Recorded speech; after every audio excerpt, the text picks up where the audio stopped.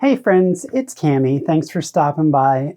You know, this all looks very low res. I wonder if there's anything I could do about that.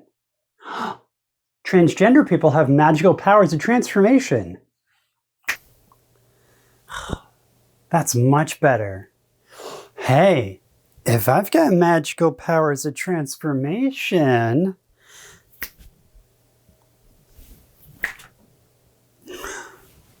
I used up all the magic.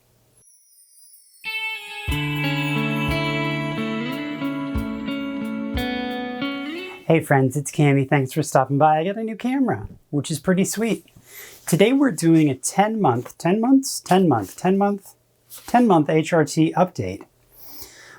So if you're new here, welcome to the channel. I do silly shit like this about being transgender. Before we start, I do want to say that YouTube's been deleting comments.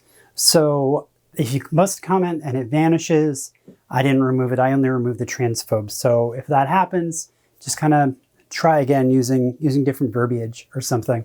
Also, since I have a Patreon now, I actually felt comfortable buying some upgrades for the channel. I bought a ring light that you can see. I bought a microphone so you can hear me better. I also bought a little stand for my tablet to turn it into a teleprompter. So I like to format these videos in a few different sections. I like to do any firsts that I've had over the course of the month. And then I discuss any physical changes that I had, emotional changes, and lifestyle changes.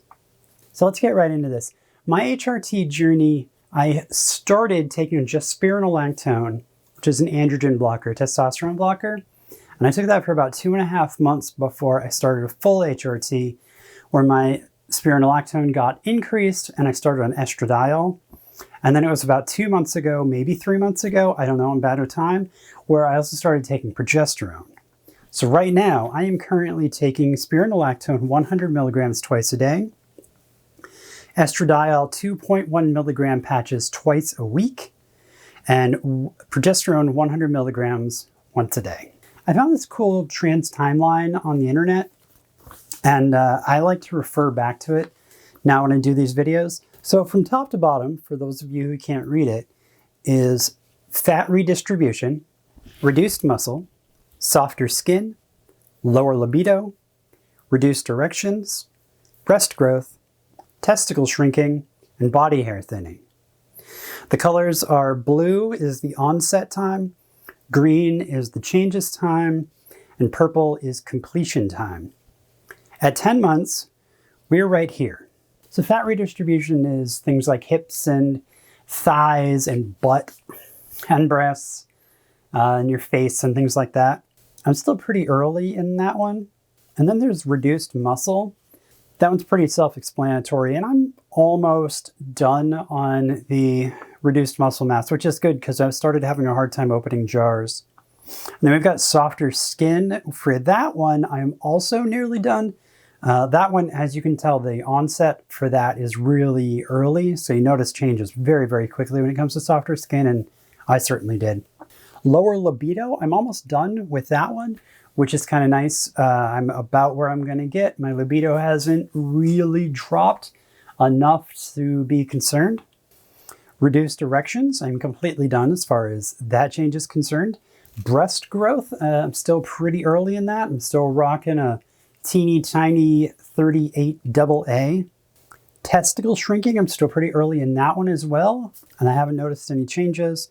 And then we've got body hair thinning, and that's the big one that I'm really hoping for. And I haven't really gotten to the point where that kicks into gear. That kicks in about 12 months.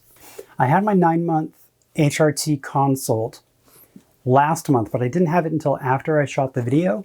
So what we discussed is I'm pretty much on track for where I'm supposed to be. My estradiol levels were low when I did my blood work, which I mentioned last time.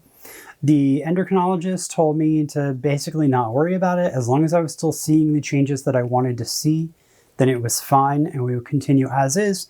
If my changes slow down or seem to stop, then let her know and we'll try to increase it. But she's not concerned if I'm not concerned, and right now I'm not concerned.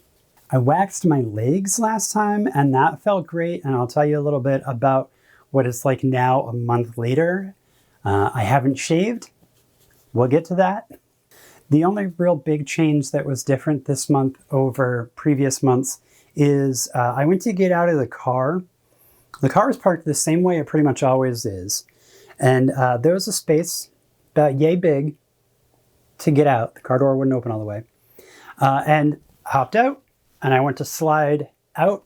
It's the kind of space that normally I would stand up and I just slide right past and close the door. My butt didn't fit. My ass kept running into the door frame and I squeezed through, but I'm not used to my butt sticking out like that. I mean, I was told I had a nice butt for a boy, but it's definitely changed some. Speaking of my butt, let's talk physical changes.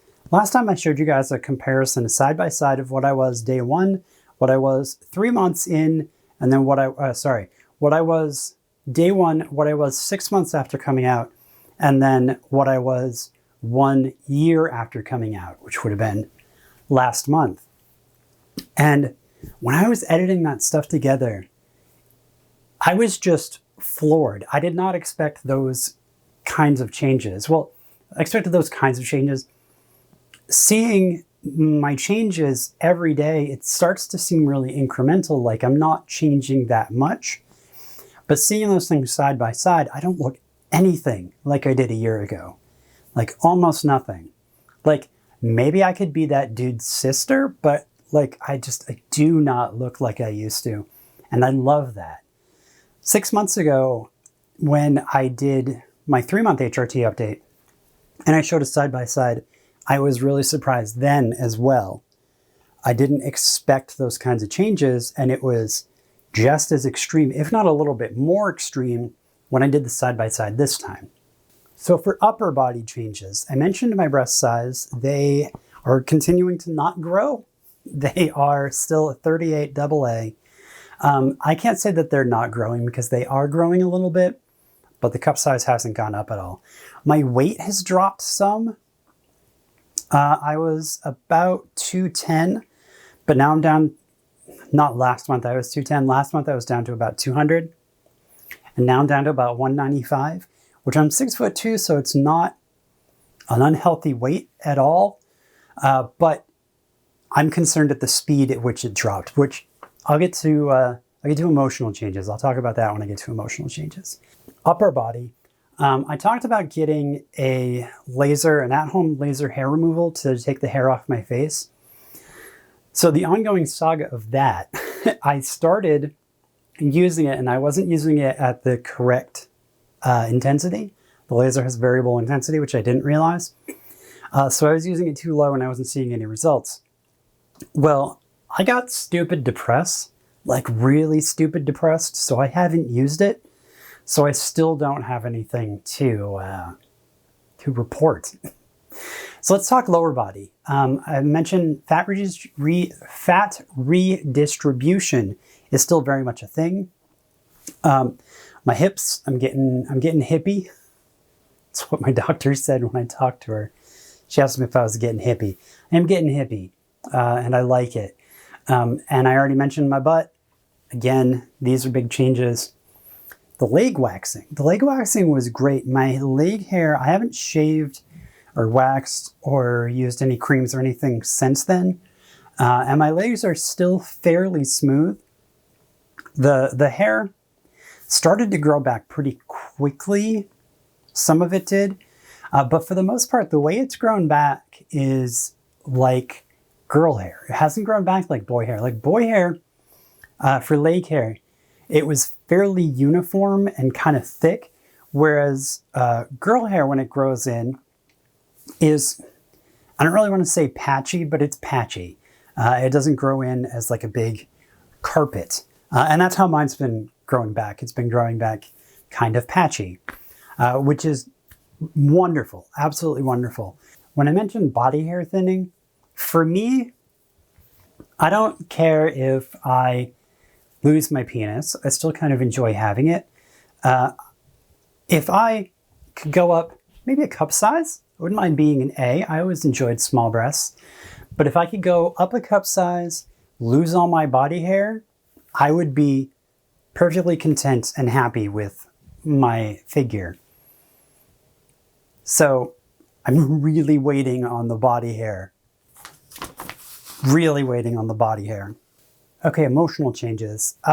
This one's going to be a bit of a downer. I mentioned being really depressed, and that's not an understatement. Valentine's Day fucked me up, you guys. Like, it wasn't that it was a bad day at all. My girlfriend and I had a little date at home. We ordered a special meal from HelloFresh, and we watched a movie, and we had, Valentine's Day sex, and it was a great day. And I dressed up for the occasion. I did my makeup, and I wore some nice clothes and stuff, because I had a date. I had a hot date. Every single time I caught a glimpse of myself in the mirror, I felt fucking terrible. I felt like an imposter. I felt like some disgusting boy pretending, and it was absolutely awful. And my mood it still hasn't really recovered. It started to, but it hasn't really. To add to that, I've been trying to do my first year as a transgender person video, and being depressed has made it much, much harder to get that video made, which is why it was supposed to be done 2 weeks ago, and it's still not done. I've tried 5 times now to get that video made, and each time is met with failure. One of the times I was out walking around, just walking around the neighborhood, and I started to feel really, really self-conscious, really just awful. And then I passed a place that had one of those fucking "Don't Tread on Me" flags hanging out front. It's like, come on now. So I started to feel even worse, and there were all these old white people hanging around the neighborhood, and I felt fucking terrible. Anyway, so I came home and gave up on that particular attempt. My other attempt was a technological issue. I hadn't gotten this camera yet. This camera just showed up the other day. So I was still trying to use my phone, and the camera app, the audio gets out of sync sometimes. So like when editing, I'll have to resync stuff. You don't care about that part.